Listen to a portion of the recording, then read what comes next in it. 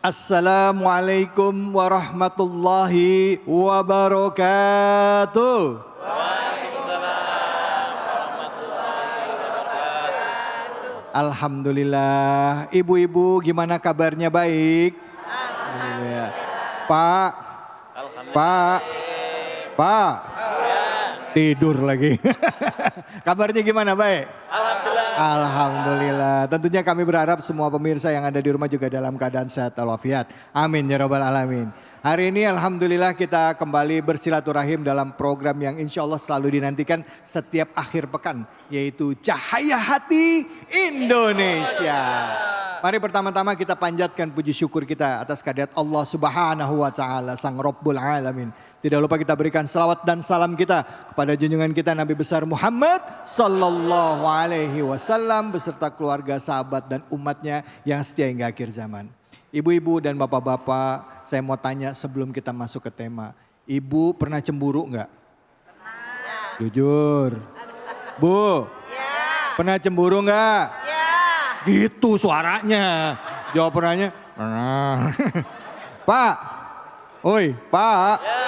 Oi. Pernah cemburu enggak? Pernah. Pak. Pernah. Sering kata ibunya. Cemburu.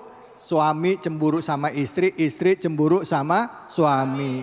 Kadangkala itu jadi bumbu dalam pernikahan. Nah, gimana kita mau menyikapi ini? Tapi sebelumnya saya mau memperkenalkan dulu dosen-dosen kita. Wah, dosen-dosen. Gara-gara tadi ngomong ini banyak yang ada juga yang guru saya di salah satu perguruan tinggi ya di PT IKI.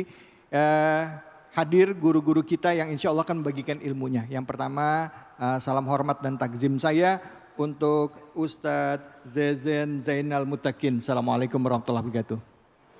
Alhamdulillah. Gimana kabar? Gimana kabarnya Ustadz Zezen? Alhamdulillah. Alhamdulillah sehat. Nah sebelah Ustadz Zezen udah gak perlu dikenalin lagi Bu. Udah sering banget datang ke Cahaya Hati nih. Ustadz kita lengkapin aja ya. Itu Ustadz Hasan Kosasi. Assalamualaikum warahmatullahi wabarakatuh Ustadz. Waalaikumsalam warahmatullahi wabarakatuh. Mas David sehat ya? Alhamdulillah sehat. Baju kuning nih sekarang. Iya sama ibu-ibu. Ya, hatiku cerah secerah hatimu. Iya. Yang satu hijau, satu kuning. Yang ujung merah. Oh enggak ya? Karena sekarang lagi musim kampanye.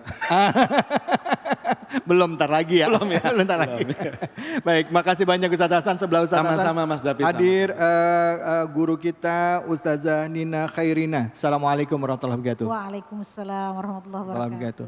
Ustazah Nina ini istimewa Bu karena beliau ini tamatan dari Al-Azhar Kairo ya Bu ya.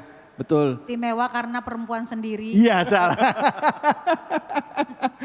Ustazah itu di Al-Azhar Kairo dulu ambil jurusan apa Ustazah? Saya ambil jurusan Syariah Islamiyah. Syariah Islamiyah, Masya Allah. Terus lanjut lagi kuliahnya Ustazah? Lanjutnya di UIN. Di karena UIN? udah keburu hamil Bu. Jadi Gitu. gak boleh lagi ke Allah. jauh-jauh ya. Kebetulan suami saya juga lulusan Al-Azhar juga. Ketemu di sana ayat-ayat cinta. Iya. Pas banget dah. Pas banget ini. Aduh luar biasa. Jadi begitu pulang udah hamil. Jadi Hamil gak boleh ya. lagi nerusin ke sana. Iya. Alhamdulillah saya nerusin di UIN Syarif Hidayatullah S2. Alhamdulillah S2-nya di situ ya. Ya. Masya Allah ini motivasi nih buat kaum ibu, kaum perempuan untuk mengejar ilmu S1, S2 jalan terus insya Allah ya. Insya Allah bisa jadi dokter juga ya Bu ya. Amin ya rabbal alamin. Baik, saya tidak akan berpanjang kalam. Inilah dia guru-guru kita yang hadir pada kesempatan kali ini. Langsung saja ngomongin soal cemburu. Ngomongin soal cemburu. Ini dia tayangannya. Pemirsa, beberapa hari yang lalu telah terjadi sebuah kejadian yang tragis. Diduga karena cemburu seorang suami tega membakar istri dan anak-anaknya dengan bensin. Aksi ini pun mengejutkan warga sekitar. Tak hanya itu, melihat ketiga korban telah terbakar, sang suami pun ikut menyiramkan bensin pada tubuhnya sendiri. Api pun seketika menjalar dan bertambah besar. Beruntung api bisa cepat dipadamkan oleh pemadam kebakaran. Ya inilah dia cemburu buta akhirnya jiwa pun melayang ya. Silahkan untuk menyikapi ini Ustadz Zezen Fadol. Waktunya singkat Ustadz. Oke, terima kasih atas waktunya.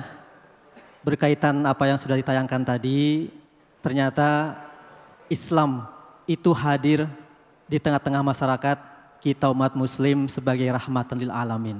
Sebagai rahmat dan hadirnya Islam mengajarkan kita untuk tidak saling membenci, tidak saling membenci kekerasan dan sebagainya. Termasuk apa yang sudah tadi ditayangkan terkait rasa cemburu dalam Islam ada batasan. Jangan sampai rasa cemburu buta. Kalau ada rasa cemburu buta, ini yang akan mengakibatkan keterpurukan, mengakibatkan hal-hal yang negatif pada diri kita. Maka sahabat Ali radhiyallahu anhu pernah berkata, jangan kalian cemburu kepada keluarga-keluargamu. Yang akan muncul kalau ada cemburu buta, maka mengakibatkan dampak buruk. Oleh karena itu, adapun yang namanya cemburu itu dalam Islam ada batasan dan ada koridornya. Inilah sifat cemburu yang perlu berlandaskan secara Islami, cemburu yang berasaskan keimanan yang kuat. Terima kasih. Baik, alhamdulillah. Terima kasih banyak Ustaz Jajan. Silakan Fadl Ustaz Hasan, Ustaz Sasi. Kalau melihat Fiti tadi, alangkah sungguh meriskankan, menyakitkan hati ya. Hanya karena cemburu Pak, yang mungkin belum tentu terjadi. Cemburu Bu, yang belum tentu dilakukan. Akhirnya menjadi malapetaka bukan cuma buat mereka berdua sebagai pasangan, tapi anak ikut menjadi korban. Maka cemburu atau kita curiga lebih tepatnya, itu nggak usah dikedepankan. Walaupun ada pepatah mengatakan cemburu adalah tanda cinta, bagi saya bukan. Cemburu adalah tanda bahaya. Makanya jangan sering-sering ngeliatin handphone suami ya Bu. Percaya aja udah. Nah, tapi dikunci. Dikunci. Pakai password. Emang ibu nggak tahu passwordnya? Tahu katanya. Artinya karena cemburu yang belum tentu dilakukan oleh si istri. Mungkin dia sering keluar melakukan transaksi jual beli. Atau mungkin dia keluar untuk berinteraksi dengan dunia luar. Akhirnya suami cemburu. Tidak pakai logika, tidak pakai akal dan tidak pakai iman. Pada akhirnya menjerumuskan dan menghancurkan. Harusnya diteliti. Punya filterisasi daya saring tubuh dan daya saring pikiran. Maka baginda Nabi itu selalu memberikan kita nasihat. Iyyakum wazzonna. Jaga olehmu, jangan kau lakukan prasangka. Kecuali kalau sudah ada bukti, silakan kau lakukan tindakan-tindakan yang tidak merugikan dirimu dan orang lain. Kan pasangan orang lain Pak ya. Jangan karena cemburu buta pada akhirnya semuanya buta terlihat. Dimakan api emosi, dibakar api cemburu, akhirnya terjadilah kebakaran beneran. Dibakar istrinya. Dan ini luar biasa sangat menyakitkan. Coba kalau seandainya waktu itu tidak bisa dipadamkan, apa enggak tetangga juga kena? Maka baginda Nabi menyatakan wala tajassasu, jangan mata-matain. Mau pasangan kayak gimana kita serahkan aja. Fal yatawakkalil mutawakkilun. Hendaknya lah kita menjadi orang-orang yang bertawakal, tawakal kepada Allah. Mau seperti apa pasangan kita, mau seperti apa kelakuan pasangan kita, biarkan Allah yang tahu. Hei, ingat wahai pasanganku, antara kau dan Allah tidak ada batas. Mataku mungkin akan tertutup oleh jarak dan waktu, tetapi pandangan hatiku dan Allah Subhanahu wa taala memberikan aku fasilitas doa untuk mencari seperti apa dirimu. Masya Allah. Jadi begitu Mas David. Baik Ustaz. Jangan cemburu buta. Jangan Karena cemburu. apa? Kagak enak, menyelakakan dan membahayakan. Baik, alhamdulillah. Terima kasih banyak Ustaz Hasan. Nah, ini yang terakhir nih kita tunggu nih komentarnya Ustazah nih, perempuan sendiri, sudut pandangnya terhadap permasalahan ini. Silakan Ustazah, singkat. Ya, bismillahirrahmanirrahim. Saya teringat satu hadis Nabi yang bunyinya begini. Laisa syadidu bisurati, innama syadidu alladhi yamliku nafsahu indal ghadab. Orang yang kuat itu bukanlah orang yang pandai bergulat di atas ring. Orang yang pandai mengalahkan orang untuk berkelahi atau bertarung. Tetapi orang yang kuat itu adalah orang yang bisa menguasai dirinya dikala ia sedang marah.